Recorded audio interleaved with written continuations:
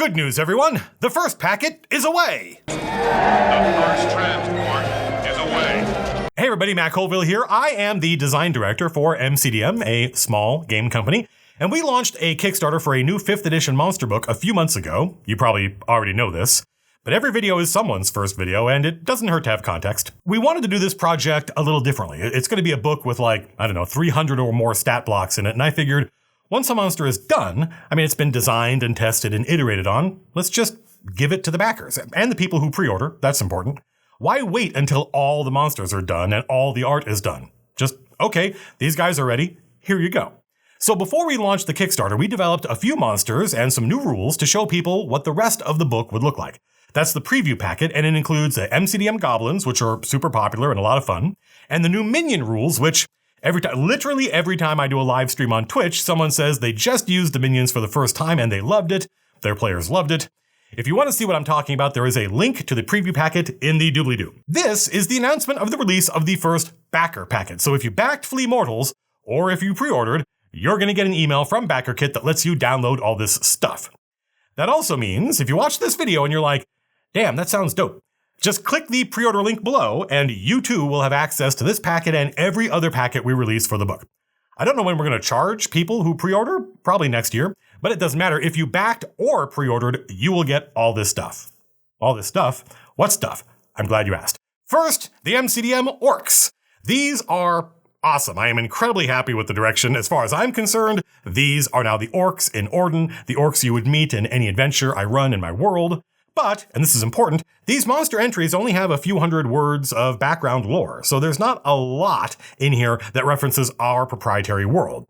If we need some lore to explain something or provide context, then we use Orden or its multiverse, the Timescape. But otherwise, the whole point of this book is they're monsters for your table, for your game. So we made these orcs to be awesome, fun to run, fun to fight, and not specific to any world.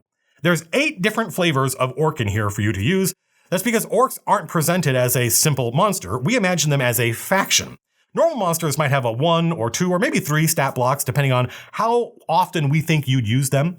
But orcs are a classic, popular monster featured in many games, so we imagine a broad spectrum of orcs. That's what makes them a faction.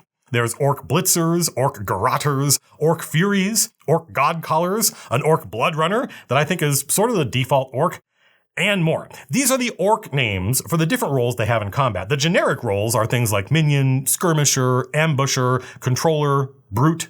The orc skirmisher is very different from a goblin skirmisher, but they both have the same job on the battlefield. Roles make it much more fun and easy to build encounters. It is really fun to build encounters with these orcs because no 2 encounters ever need be the same.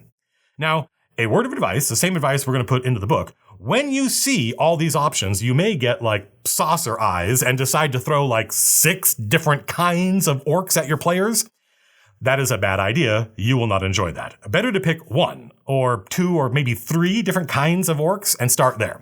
Use many of one kind of orc because each different kind of orc, each different role has different abilities. They're all super cool, but what happens is it becomes overwhelming. You can't keep track of all of them. Once you know what they all do and you've run all these orcs a few times in different combinations, go crazy. But don't start by going crazy, start small. You can have a bunch of orcs in your next encounter, just make sure it's 3 or 4 of this one kind of orc, and then 1 or 2 of this other kind. Maybe 4 skirmishers and 1 brute, for instance. 5 creatures, but only 2 stat blocks to keep track of. MCDM orcs are dope because they all have the Relentless ability, which means right before they die, they get 1 free attack. And if they kill someone with that attack, or, reduce them to 0 hit points, knock them unconscious, then the orc doesn't die. They end up with 1 hit point. We got here because in the orc kickoff meeting with Willie Abil, who we contracted to handle the design, I think I quoted the Hagakuri, even should a samurai's head be cut off, they should still be able to perform 1 perfect deed. Even if a samurai's head were to be suddenly cut off, he should still be able to perform 1 more action with certainty.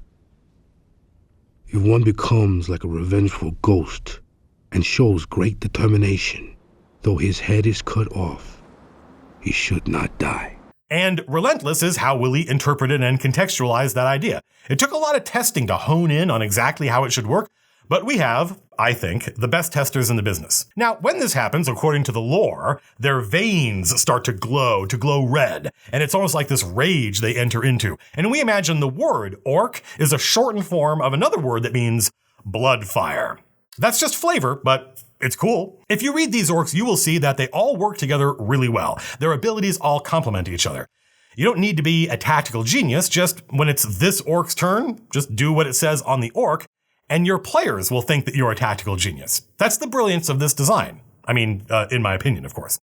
And it's not just 8 different orc stat blocks. There's more orc stuff in here. It's all right, little brother. There are more. There's an orc critter in here, the Molar. There's an orc war beast in here. There's a named action-oriented orc mercenary in here you can meet or fight or ally with. And there's an orc retainer. So if your players meet a dope orc and want to recruit them, just hand them the retainer card. Easy. Retainers are much easier to run than an entire second character. And let's imagine you think the orc critter, the Molar, is adorable and you want to adopt one. Okay, here's a Molar Companion, a pet orc critter. Any PC can have one of these if your GM thinks you've earned it. They use ferocity just like all companions, and they might go into a rampage if you're not careful. All the rules for retainers and companions are reprinted in this packet. And obviously, if you're running a Beast Heart, which you should be, if you're using this custom MCDM class, then your pet Molar becomes a lot more manageable, because that's what the Beast Heart does. They are the pet class. Minions, companions, retainers. We really believe in this design, so we don't screw around. We want to give you all the tools to make your game fun and awesome. If we see something in the book and we think it'd be cool if you could recruit one of those, then we make a retainer or a companion for it. And if you like that, we'll keep doing it. So that's orcs, and that's a lot, but we're just getting started. Wait till I get going. Where was I? Folkses, it is my great pleasure to introduce to you the Voiceless Talkers. Look at this guy. Can I say shit? Holy shit, I love him. This art is amazing. Jason knocked it out of the park with these guys. So these are the MCDM squid dudes. More squid than dude, obviously, but that's what I wanted to see. I wanted these deep alien monstrosities. They can look like a person if they want to. That's one of their special powers, because they are inherently psionic. So they get access to psionic powers based on our forthcoming custom psionics class, the Talent. But you don't need those rules to use these guys. It says right in their stat block how their stuff works. And we future-proof the design so that once the Talent comes out, probably later this year, if your Talent PC fights one of these, you can learn their unique psionic ability, Memory Thief. Basically, these guys steal your memories. If you fail your save, your proficiency bonus goes down. Like, you forget how your stuff works, that's bad. I mean, it's -1 to hit, basically. It's not that big a deal. But while your bonus goes down by 1, theirs goes up by 2. So, you need to kill this thing fast.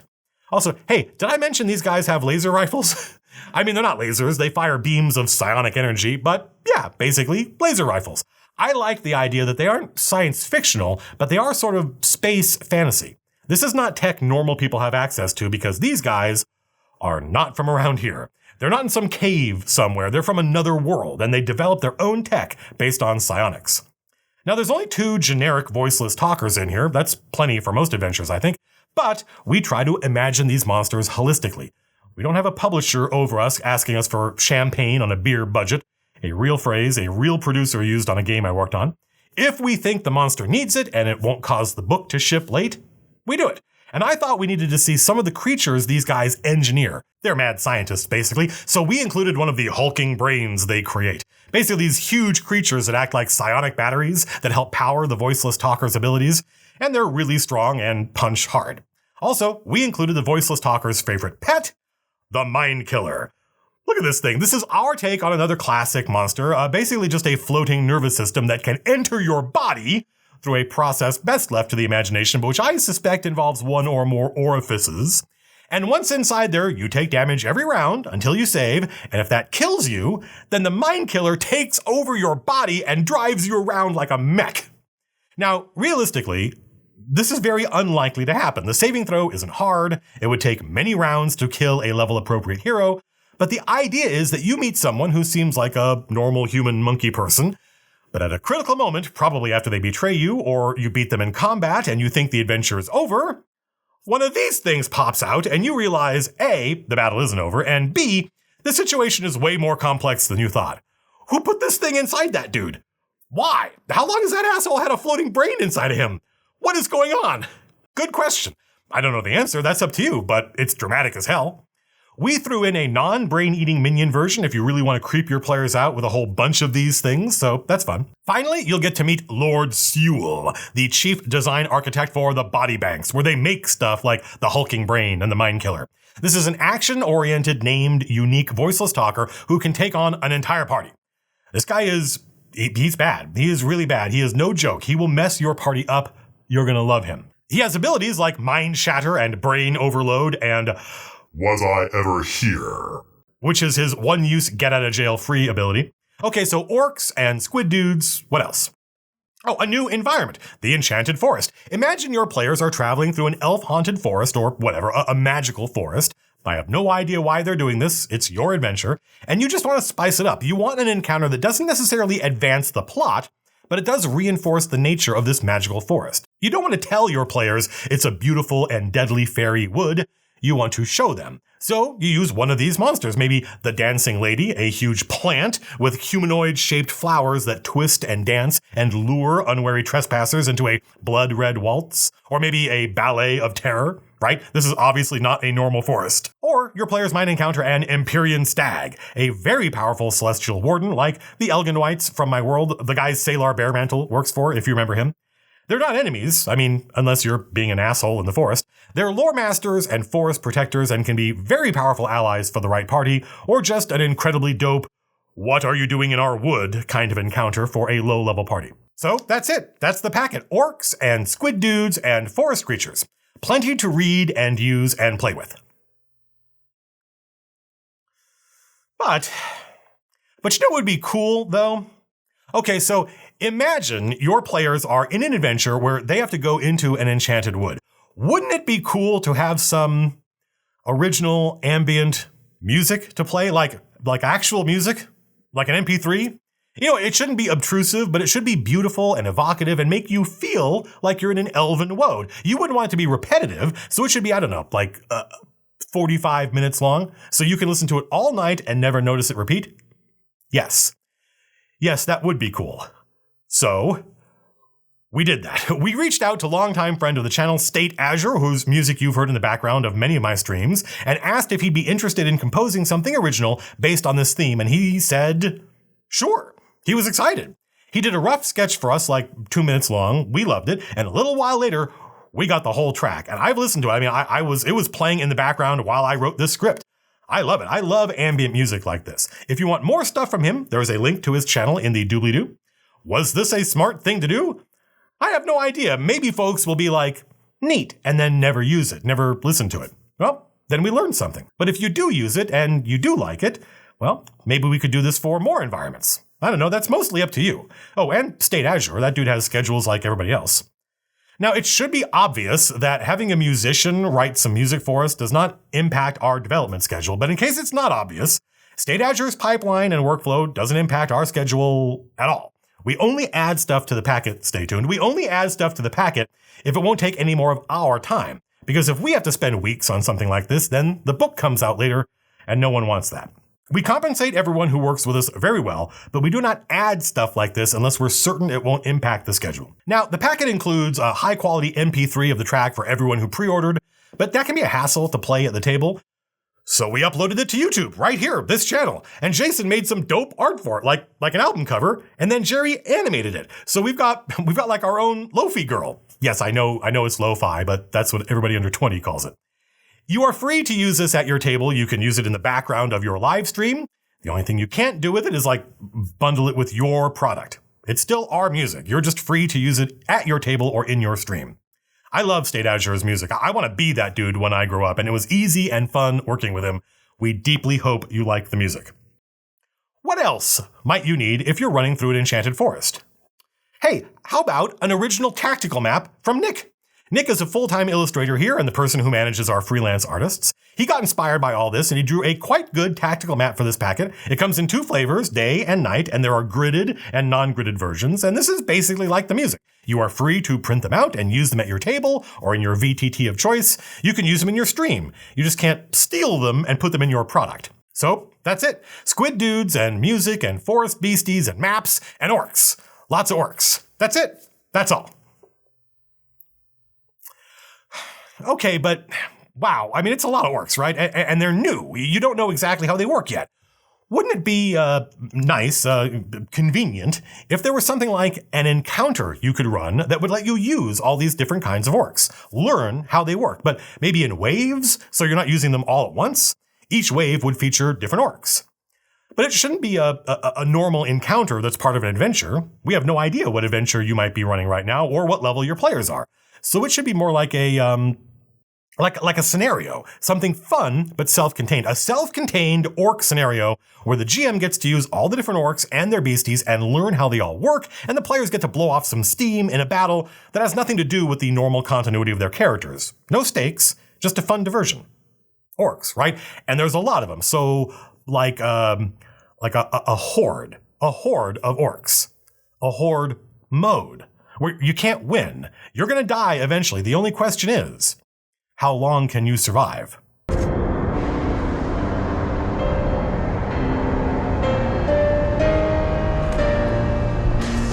Wouldn't that be fun? Maybe your characters aren't the right level, so it should include some pre-generated characters. So you don't even need to do anything, just use the scenario right out of the box, tonight.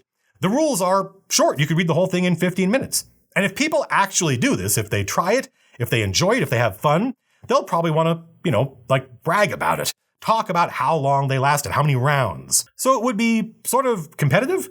Not you against the game master, it's not 1978, but you against other groups. How well did your group do? Well, first of all, you'd need a scoring system, and it needs to be a little bit more robust than just how many rounds did you last. And it would be cool if there were these little bonus points you could get for doing something very hard or unusual that increase your score. So we did that. We partnered with the folks at 2C Gaming. They've done stuff like this before. You can check out their site, link in the doobly-doo, and they knocked it out of the park. Before the packet went live, I opened up these rules to make sure that the reader was properly onboarded and had context for this crazy idea. And I had some notes, but I was like, this is really well done. I don't need to monkey with all this. All I'm doing is writing commentary, basically. So I just cut that and put it into this script. We wanted to make sure that if people actually used this scenario and it became popular, whatever that means, then you'd have a place where you could talk about your run, about how it went. And maybe if you streamed it, you could share it with us so that we could verify this is a real score from a session you played live on Twitch or wherever. And then there'd be actual leaderboards. So we did that. There's a new channel in our Discord just for that scenario, so folks can talk about how their group did, or you could even try to organize a group to play it. And if you post a link to your stream where you played it, we will verify it, and then we'll put your group's name and your score on the leaderboards. We made a site just for that. Link in the... you get it. We tested this just like everything else we do, but you never know, there could be some degenerate strategies. It's not a real competition. It's just fun. But even if that happens, as long as it seems like people are really using this scenario and having fun with it, then we'll probably do another one for the next packet. It'll be a completely different scenario, but still a ton of fun. Now, just like the music, this is something we added to the packet because we thought you folks would like it. And because we partnered with 2C Gaming, it did not impact our schedule. I wrote an outline, maybe it took me, an entire hour, and they went and developed it. And we are very happy with the result, but we wouldn't have done this if we thought it would cause the book to be late. And of course, not everybody is going to, look, this hobby of ours, RPGs, this is not a competitive game. A lot of people, that's why they play it, because unlike board games and card games and war games, there are no winners or losers. So some people will find the idea of a competitive scenario sort of gross. I get that. It's not for everyone. It is okay not to like it, not to want to try it. But I have played through this and it was a ton of fun. There is still plenty of opportunity for being creative and inventive, and there was lots of drama. There's still a game master, so it's not really competitive. But it seemed like a cool, fun idea that folks might actually get some use out of. It might be fun, and you'll learn a lot about our orcs. I think you will like running them, and your players will like fighting them. And just because I like writing, I wrote some fiction, just a short interlude, in which we meet some orcs who are dealing with the hobgoblins from the next packet, and they discover the ogre ally they were counting on is not what he seems. And because I know some people prefer audiobooks to reading, I recorded my own take of the fiction. I'm not a voice actor or a narrator, but I had a lot of fun doing this, and I hope you like it. It's just meant to give a sense of how the orcs aren't just creatures of hate and rage, but they are thinking, feeling beings who can be just as insightful as anyone, and also how the Voiceless Talkers use their guise ability to infiltrate societies and observe and manipulate things from the shadows. Finally, and I mean really finally, we dropped a ton of art in here. I don't think there's a single final piece of art, it's all just concept art, but there's a lot of art in here for the orcs and the Voiceless Talkers, but there's also a lot more in here for monsters in future packets. The art team has its own schedule, and there's a lot of design and iteration before you start on a final piece. You'll see a lot of just headshots and people just standing around, but that's how we design things. Once we have a design we like, then we draw these monsters doing things, and that's the art that'll be in the final book. But we figured, why wait for the final art? I bet folks would like to see the work in progress. Was I right? You tell me. The next packet, I think, will have a lot more monsters in it because we spent a lot of the last 4 months just assigning the monsters to designers and then having meetings where we all talked about what we thought each monster was about. So this packet represents the first trickle, and the next packet will be the flood. But there's plenty of stat blocks in this packet, and the next packet will not take 4 months. There's no guarantee that the next packet will have anything in it besides the next batch of monsters. We may look back on this packet and think, that was a mistake. It was just too much stuff. It was a lot of work, and people didn't really care about anything except the monster stat blocks. Bad bang for buck. But for me, it's just the fact that we got to try it, that we had the chance to experiment and learn from our mistakes that excites me. There's no one above us trying to squeeze the last drop of profit out of the product. No one talking about increasing shareholder value. You're the only shareholders we care about. The only shareholders there are for us. So, pre-order Flea Mortals now, and you get all this dope stuff and every future packet, and any packets from before you pre-ordered. It's a good deal. We got a channel in our Discord just for talking about this stuff, all this stuff, so come on by and let everyone know what you think.